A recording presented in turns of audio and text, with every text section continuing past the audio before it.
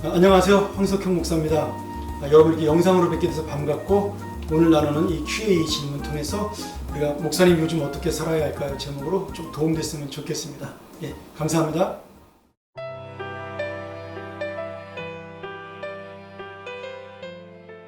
경제적인 어려움과 일상은 코로나 때문에 요새 이제 피부로 느낄 수 있는 건데, 사실은 이제 정상적인 직장을 다니는 모든 사람들은 항상 느낄 수 있는 문제라고 생각이 들어요. 물론 사업하는 분들이나 이 코로나19로 인해서 뭐 직격탄을 맞은 그런 어려움 당한 사람들은 굉장히 힘들겠지만, 저는 대부분의 사람들이 뭐 경제적으로 어렵다, 일상이 힘들다라는 것은 항상 365일 있는 일이라고 보고요. 결국은 스스로가 만족하는 믿음을 갖는 게 되게 중요한데, 하나님의 은혜를 구한다는 것은 결국 그 속에서 내가 감사할 것을 찾고, 그리고 서로 함께 좀 뭐라 그럴까, 이렇게 위로할 수 있는 것들을 찾는 것, 그 상대방과 예를 들어 부부든지 친구든지 긍정적으로 바라보는 게 제일 중요한 것 같아요. 거기에는 물론 이제 기도와 말씀도 들어가야 되겠지만, 내가 믿음으로 하나님 앞에 감사하는 마음, 긍정적인 마음 갖는 것, 그게 굉장히 중요할 거라는 생각이 듭니다. 그리고 갑자기 어려운 일을 만난 사람도 있죠. 이제 그런 분들도 있는데, 그때도 저는 결국 감사를 놓치지 않는 사람이 승리할 수밖에 없다는 생각을 하게 됩니다. 네.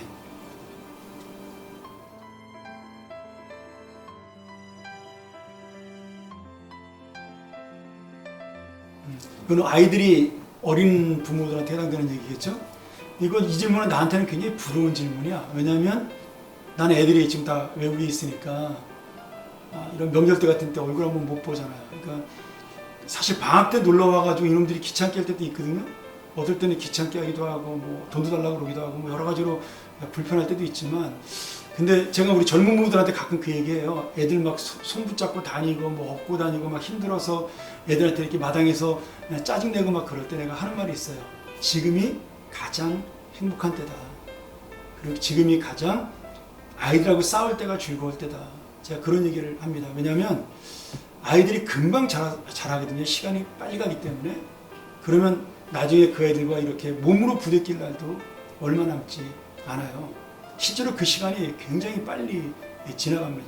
그러니까 어떻게 보면 지금 아이들과 함께 할 수 있다는 건 저는 굉장히 행복한 시간이라고 생각을 하는 게 좋겠고, 몸은 힘들죠. 몸은 힘들고, 나도 애를 키워봐서 알지만 어떨 때는 이런들 좀 갖다 맡겼으면 좋겠다 그런 생각이 들 때도 있는데, 뭐 아이들한테 그렇게 시달림 받을 때 또 두 사람이 부부간에 좋은 시간을 가질 수 있는 그런 여유를 갖는 것도 좋고, 힘들 때마다 서로 얘기하고 그러면서 푸는 게 좋아요. 그리고 아이들한테 힘들고 괴로운 거는 방법이 없습니다. 시간이 지나는 거 외에는 뭐 애들 내가 갖다 버리지 않는 이상은 방법이 없기 때문에.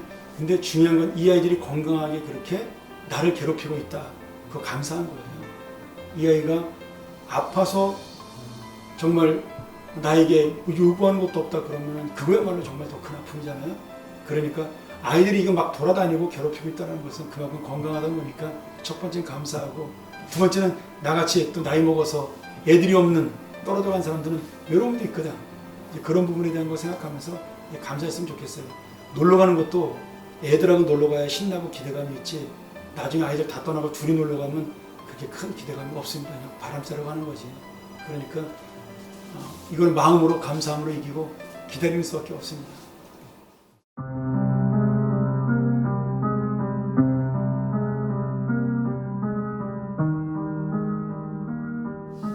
이거는 뭐 나한테도 해당되는 얘기네. 왜냐하면 나도 우리 집사람이랑 자주 다투거든요. 뭐 다툰다는 게 뭐 싸운다기보다는 이제 말로 서로에게 좀 짜증을 내기도 하고, 특별히 이제 우리 두 사람은 교회 일이 많이 걸려 있으니까 교회 얘기하다가 이제 서로 좀 이렇게 언짢을 때가 있는데, 이것도 역시 마찬가지인 것 같아요. 그때뿐이거든요. 근데 젊은 사람들은 이것이 쌓이면 문제가 커져요. 내가 이제 결혼 주례 때 그런 얘기 가끔 하잖아요. 부부싸움이라는 거 세계 평화와 뭐 조국 통일과 인류 번영을 위해 싸우는 거 하나도 없거든. 조금만 일 갖고 시작이 돼요. 뭐 어떤 경우에는 처가의 일을 갖고 싸우게 되고, 어떤 경우는 시댁의 일을 갖고도 싸우게 되고, 우리 두 사람만의 문제뿐만 아니라 여러 가지 복합적으로 그런 일이 벌어지기도 하고, 또 아이들 때문에 싸우기도 하잖아요. 그러면서 그것이 조금씩 쌓이면서 서로 간에 힘들어지는 거거든. 근데 이제 계속해서 그런 힘든 말들을 안 하게 되면 관계가 더 멀어져요. 그러니까 싸우는 건 방법이 없는 거면 어쩔 수 없이 싸울 수밖에 없는 거고 상황적으로도 그렇고 그러나 싸우고 난 다음에 저는 해결하는 방법이 굉장히 중요한 것 같아요. 그리고 솔직하게 서로 얘기하는 게 중요한 거예요. 나는 우리 안사람하고 이제 자주 차 한잔 마시면서 이런저런 얘기를 많이 하거든. 뭐 교회에서 어려운 일 있는 거 스트레스 서로 해소하기도 동역자라고 생각을 하니까 인생 동지라는 느낌을 가지고 아이들 얘기도 하고 그런 시간들을 자주 가지려고 노력을 해요. 쉬는 날 같은 때는 되도록 야외에 바람 쐬러 가기도 하고 근데 그런 것들이 굉장히 필요한 것 같아요. 서로 간에 솔직하고 그리고 지루해하지 않고 서로가 대화를 할 수 있는 것. 옛날 부모님들은 뭐 밥 먹었나 자자 그게 대화의 전부라 그러지만 근데 그분들 마음속에는 사랑하는 마음이 있었기 때문에 오히려 지금보다 이혼하지 않았거든. 싸움도 덜하고. 그건 뭐냐면 서로 간에 이해가 됐기 때문이에요. 말을 많이 한다고 해서 이해가 되는 게 아니라 저 사람이 힘든 것도 내가 이해가 되고 저 사람의 나쁜 것도 내가 이해가 되기 때문에 난 그랬다라고 봐요. 우리 부모님 세대가 뭐 우리보다 인격이 더 뛰어나고 많이 배우고 절대 그렇지 않거든요. 오히려 우리가 훨씬 더 지금 좋은 시대를 살고 있는 건데도 불구하고 지금 젊은이들은 서로 간에 요구하는 게 너무 많은 거지. 근데 성경적인 것은 뭐냐면 내가 그 사람을 위해 희생하는 거예요. 결국 가정을 세우는 길은 남편이 아내를 위해서 아내가 남편을 위해 희생하는 거예요. 서로가 서로에게 갈비뼈를 내어주고 갈비뼈가 되어주는 거예요. 그렇잖아요. 우리가 결혼 준비 때 많이 하는 얘기지만 남자가 여자를 만들 때 남자의 갈비뼈를 뽑아 만들었거든. 그 부족한 부분을 채우기 위해서. 그리고 여자는 그 갈비뼈가 돼서 남자가 빠진 부분을 채워주는 거잖아. 그 남을 채워준다는 건 결국 내가 희생해야 되는 거거든. 시간이든 마음이든 뭐 물질이든 아니면 사랑이든. 그러니까 특별히 그리스도인의 가정이라면 악한 감정을 쌓으면 안 돼. 잠자기 전에 해결하고. 내가 우리 한 사람하고 결혼하기 전에 약속을 했는데 절대로 부부싸움을 해도 각방 쓰지 말자. 뭐 방은 하나밖에 없었기 때문에 어쩔 수 없이 그걸 지킬 수밖에 없는 처지가 되었는데 난 지금도 그런 생각을 해요. 결국 우리가 잘 살게 되면서 방이 여러 개 되면서 부부가 화해가 적어졌다. 뭐 통계를 낼 수는 없지만 예전에는 싸워도 한 방에 들어가야 되는데 지금은 뭐 방이 여러 개니까 딴 방을 자고 막 이러면서 화해할 수 있는 기회를 놓치는 거거든. 결국 이해의 문제라는 생각이 들어요. 내가 먼저 수그리고 들어가는 거. 그리고 부부간에 가장 어리석은 게 자존심 세우는 거야. 두 사람 간에 알 거와 모를 거 다 아는 사이에 무슨 자존심을 세워. 근데 우리 그놈의 자존심 때문에 결국 일이 쌓이거든.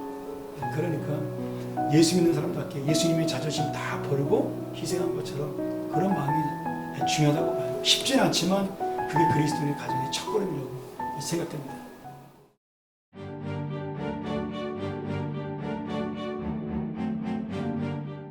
그래, 코로나 이후로 나도 이렇게 심한 줄 몰랐는데 교회에서 확진자들이 뭐 이렇게 생성되고 있다라는 그런 뉴스들이 계속 나오면서 그것이 뭐 거짓인지 진실인지 밝힐 사이도 없이 지금 이 교회가 굉장히 사회로부터 매도당하고 비난받고 있기 때문에 그것이 이제 직장으로 가서 그것이 진담이든 농담이든 이제 핍박을 받는 처지가 됐단 말이죠. 내가 이제 가끔 우리 직장 다니는 집사님들한테 전화해. 교회에서 얼굴 못 봐서 내가 목소리 듣고 싶어 전화했다. 좀 어떠냐 그러면 목사님 말 마세요. 오늘 아침에 출근했는데요. 우리 부장님이 너 어제도 교회 갔다 왔지? 그런데 부하 직원 녀석은 뭐 오늘 뭐 우리 팀장님이랑 점심같이 못 먹을 것 같은데요? 뭐 이렇게 놀린다는 거예요. 근데 그게 놀리는 게 아니라 사실은 그들 마음속에 불안감이 있는 거죠. 교회에 대한 불안감. 실제로 지금 큰 회사들 중에는 주일날 지나고 난 반드시 월요일날 교회 갔다 왔냐고 체크하는 그런 항목이 있으니까 이것도 일종의 어떻게 보면 예수님 때문에 받는 핍박이라고도 할 수 있는데 뭐 방법이 없습니다. 내가 예수 믿는 사람들에게 직장에서 그 사람들한테 인정받는 거에는 방법이 없어요. 인격적으로 인정을 받고 업무적으로 인정을 받고 그러면 교회를 다니든 안 다니든 결국은 그 사람들도 나를 좋아할 수밖에 없다라는 생각이 들어요. 어떤 부분에서는 아까랑 동일시되는 얘기인데 내가 조금 더 직장에서 희생하고 그리고 직장에서 조금 더 열심히 해서 상사에게 인정받고 또 부하 직원들에게 내가 괜찮은 선배로 인정을 받으면 이런 문제들은 시간이 지나면 저절로 해결되지 않을까 그런 생각이 들어요. 요 핍박도 뭐 얼마나 가겠어요. 나는 그렇게 생각이 들고 그런 걸 잘 지켜서 또 이번 기회에 예수 믿는 게 이렇게 쉽지는 않은 거구나 이제 이제 그런 면으로 좀 이렇게 생각을 하면서 함께 직장 생활하는 것도 좀 좋다고 봐요.